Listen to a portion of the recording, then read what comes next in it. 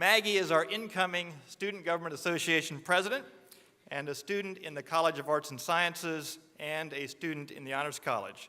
She's a missions and anthropology major and has served as a TA, as an SGA Executive Board Treasurer, as a resident assistant, and as a student chaplain, and she participates as a dancer in the EU dance program. Maggie has a heart for others that is put into action through her strength of conviction and personal commitment to truly knowing a person, the person's background and their culture, the backstory, what's going on here. Maggie spent last fall in Chennai, India, as a participant in Eastern's exchange program with Women's Christian College, and this past June was studying at the Oregon Extension, a program of the Council for Christian Colleges and Universities. This breadth of self-selected study opportunities, India and Oregon, is an accurate reflection of the breadth of Maggie's academic and avocational interests. Please join me in welcoming Maggie Stewart. Maggie.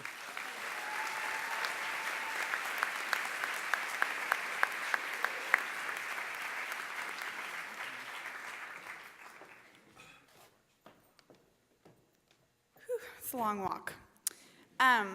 Good morning, Dr. Black, Dr. Hall, Dr. King, other distinguished guests, faculty, administration, and of course, students, especially the newest addition, the class of 2013.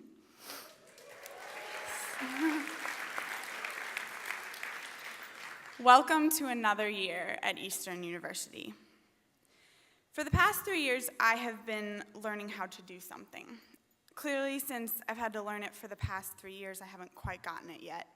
But over the past 1,095 days, I have been told repeatedly by, among others, God, Dr. Eloise Menezes, Psychology Today, Dr. Joseli Deans, Teresa Noyes, and my mother, that I need to live in the present.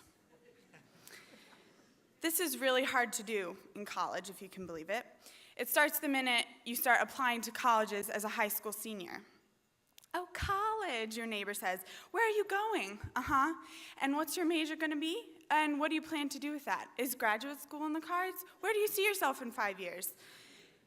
And you find some way to gracefully bow out of this wonderful conversation with Mrs. Jones, and you run back to your house and lie on the floor, crank up the music, and think to yourself that a career in the circus seems a lot more stable and certainly less intimidating.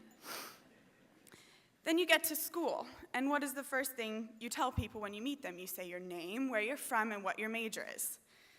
What do you plan to do with that when you graduate? Your new friends innocently ask you. And the circus seems tempting once again. Again with the planning. Now don't get me wrong, planning is a very good thing. People like Tess Bradley in the Career Center were put on this earth to help you plan by finding things like stable careers. Planning on saving half your paycheck, going home once a semester, and talking to at least one person from your INST 150 class you wouldn't normally are all good things. Having a plan for your major, your career, and your next 10 years isn't wrong. But the point would be not to get swept up in the planning, not to hold on to your plans too tightly. Having traveled some, I learned, as many of us have, I'm sure, that Americans move fast.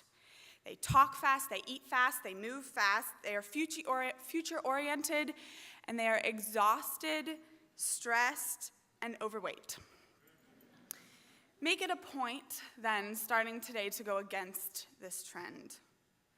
Take time to sit by the pond or lie on the turf field in the middle of the big EU at night. Carve out space every day to do both work and play so you don't feel guilty about not doing the other. Take the train into Philly on Sunday and go to the art museum for free. Invite your professor out for a cup of coffee. Go knock on someone's door and place categories. And get off Facebook.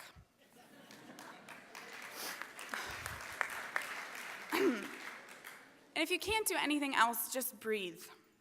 There was a Psychology Today article that said, most of us will always have breath.